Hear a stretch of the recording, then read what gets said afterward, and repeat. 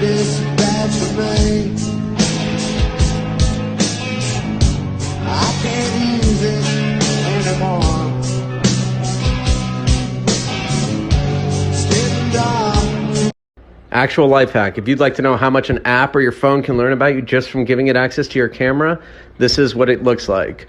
This is my camera, not even recording. This is in real time, and it's identifying everything in the image. If this is news to you, please throw me a like or a follow. It'd be greatly appreciated. I'll try to bring more content like this.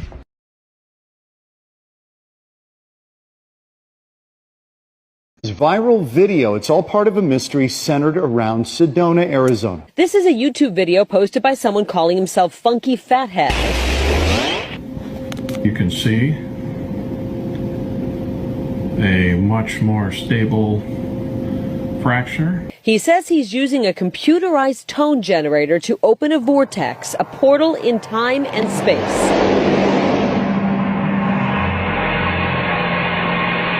I haven't a clue where he is. He sounds American, so I'm hazarding a guess somewhere in the States. The video caught the attention of this man who posts videos from his home in England. He calls himself Hidden Underbelly. He went on to experiment with portals and sound frequencies. Hidden Underbelly spoke to us via Facebook messaging after this video racked up more than 1 million views. That in itself is pretty insane. After he was unable to reach Funky Fathead, the video made news in the Daily Star, headlined, "Bloke Missing After Opening Portal of Time and Space in His Bedroom." If he has opened a portal, God knows where he is. And more to the fact, God knows if he can get back. You see, Funky Fathead hasn't been seen or heard from in 4 months. He did leave one clue, however. If you don't know where that is, I do. Is in Sedona. Bro, you said cognitive dissonance. I want y'all to go, if you watching this, go look that up.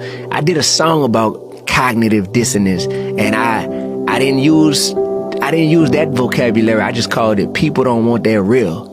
You know what I mean? I said people don't want that real, they just say that they do. That's now right. People don't want that real, and I'm one of them too. Yeah. I'm so easily entertained by ratchet activity, violent negative imagery always seem to interest me.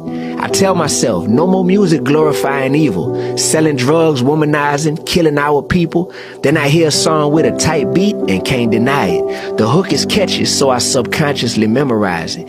Next thing you know, I'm reciting all the lyrics, and my day don't feel complete unless I hear it. Inviting darkness in my spirit, this can't be light. I'm craving what I'm supposed to be fighting, this can't be right. I must be blind to the effects, this can't be sight. Death is in the power of the tongue, and this can't be life. Be careful what you get involved with, cause you can't support a cause, but then hate the effects that it causes. I explored the crookedest church in the world. Feels really uncomfortable.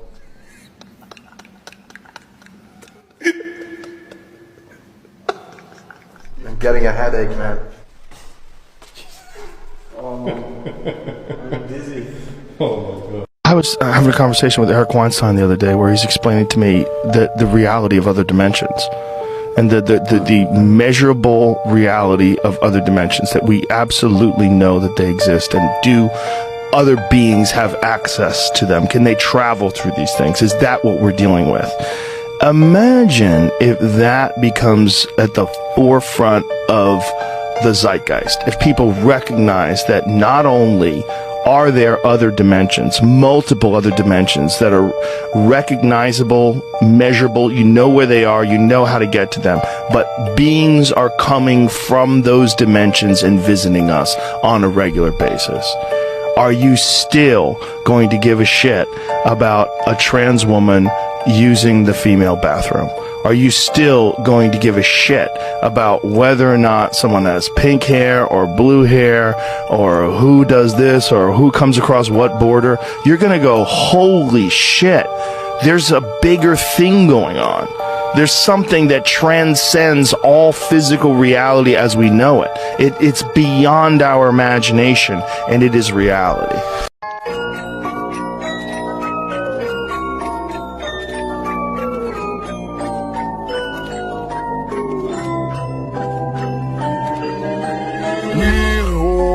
Dis-moi qui est See?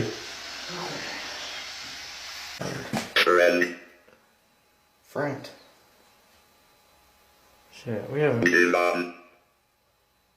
Oh, that's lovely. Mike, I'll say this, and I don't want you to take this the wrong way. You have never looked so sexy ghost hunting. Oh my God. No, I mean, everything is just so, you know, oh shit, don't fall. If a person would sit down and let their body relax, totally relax, and then start to visualize in their mind, see themselves the way they want to see themselves. See how you'd like to live your life. See yourself living it that way. Okay. Now understand that that's a picture in your mind. Take that picture and describe it. Write it out in the present tense. I am so happy now that I see myself, and write it out. Start to read it and read it and read it and read it every day. Carry it around and keep reading it. The one point that all the great teachers all down through history have all agreed on, they've been in complete unanimous agreement on it, we become what we think about. Now it may be fantasy at first, it might even appear to us as being a lie. But if you read it often enough, you'll start to believe it. Ooh, ooh, ooh. Listen, if you're a negative entity, and I got full chills now. If you're a negative entity and I got your attention, and finally you're here,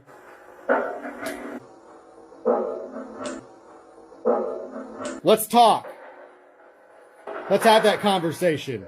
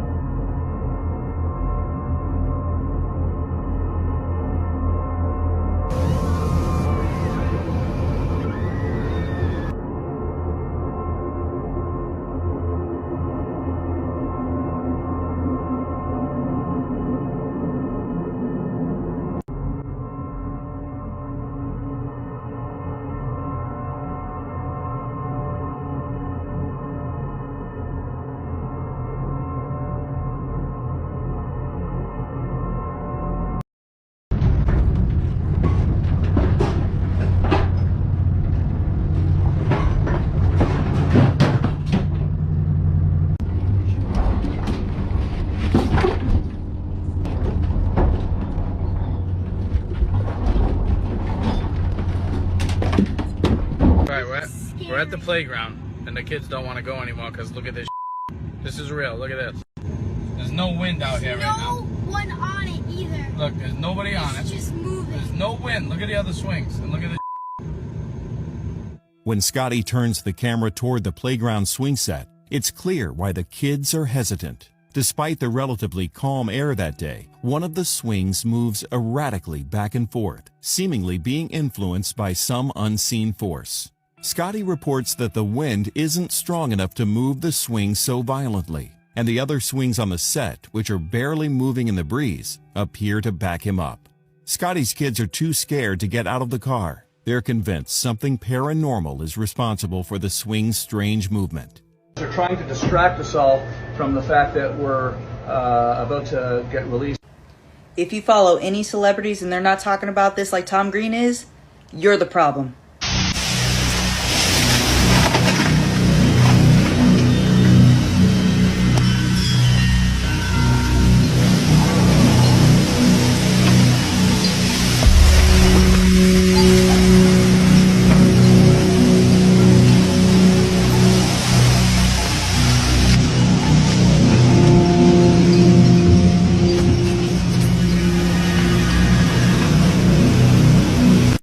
Joe Biden is now the most unpopular person in virtually any room he enters. If you doubt it, watch this. This was the scene at the White House today. Take a careful look at this. You've never seen anything like it.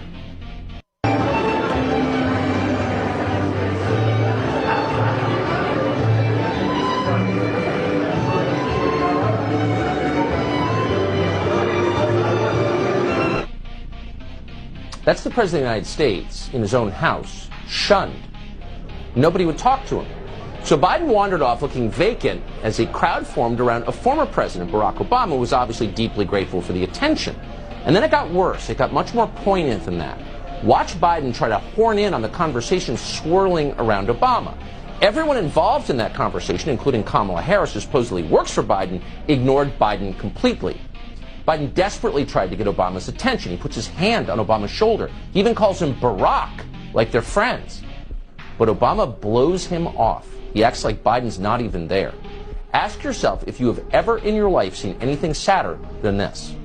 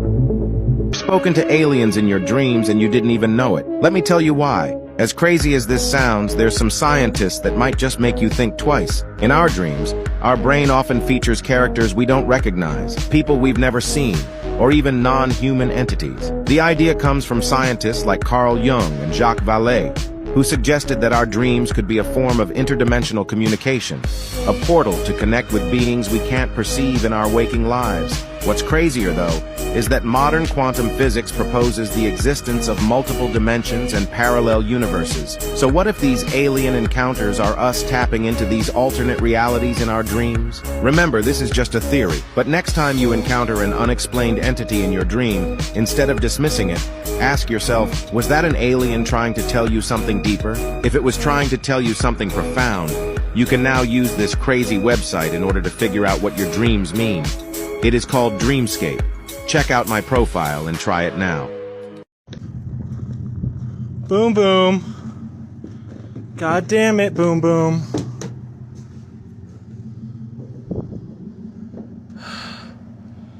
You can't be inside the house. It's dangerous. I know, baby. Come on. Here. Let's follow me. I know, baby. Yes. Let me get this chair. Come on, it's okay. Let me just move the chair. No, just let me move the chair. It's okay. Shh. Let me just move the chair out of the way. Okay, no. No, not this way. Come on. Here, let me grab my gloves and glasses. Let's go back outside. Come on. Come on, Boom Boom. Boom Boom, come here. I know, I tricked you. You thought there was food in that thing, but there's not. Can you, like, move further so I can close the door? Please? Okay.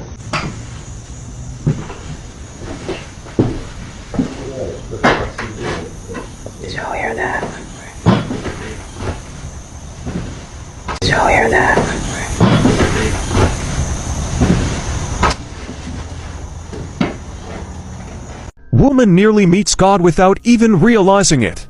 I don't think y'all understand just how lucky this woman is.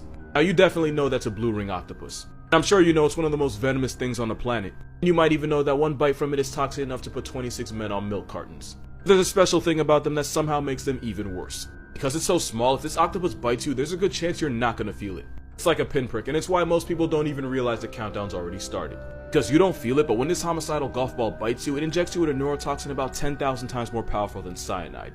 And once that venom's in your body, it can shut down muscles, causing difficulty breathing and eventually paralysis. Meaning you would just suffocate to death. Which is why this octopus can kill you in as little as 30 minutes. Which is bad enough, but if you don't know you've been bitten, you can end up getting flatlined out of nowhere if you don't seek medical attention. And if the paralysis hits you while you're swimming, use your imagination. Basically, you can hold this octopus for 3 seconds and be a was in half an hour. Which means this woman Eurostep dying in one of the worst ways possible. Anything that tries that hard to be seen is probably more toxic than future. That goes for animals and people.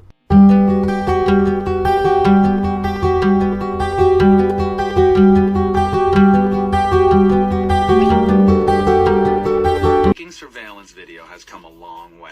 It used to be you'd spend days slaving over a VHS tape with a razor blade. Now it's a few hours in a computer. I don't want to go to jail. To testify, I want. Witness protection, I want a guarantee. Do you really think you can hide me? I've heard legit recordings a hell of a lot worse.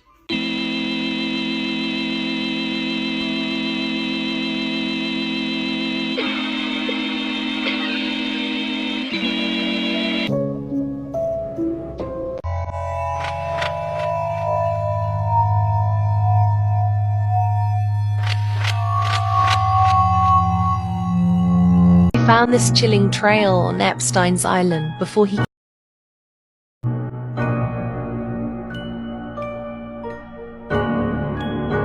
Why out of anything? This was destroyed.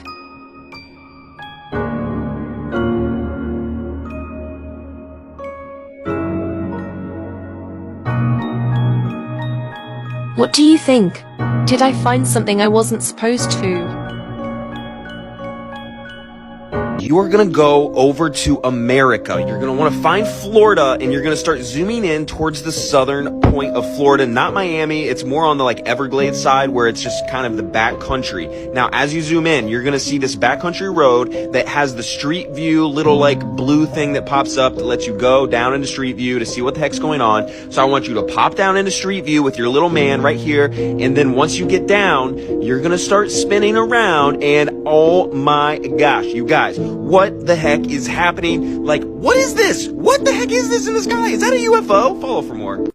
So we're at Canada's Wonderland on Windseeker, and this shit just got stuck.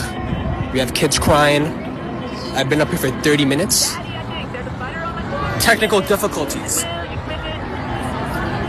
North Sentinel Island. On the 17th of November 2018, John Show illegally visited the island to preach Christianity to the tribe. This would be the last time John would be seen alive. With arrows when he got to the island and tried to communicate with them. It is believed that the tribe consumed his body. Yeah, I mean, anything can happen. Storm. Loud muffler.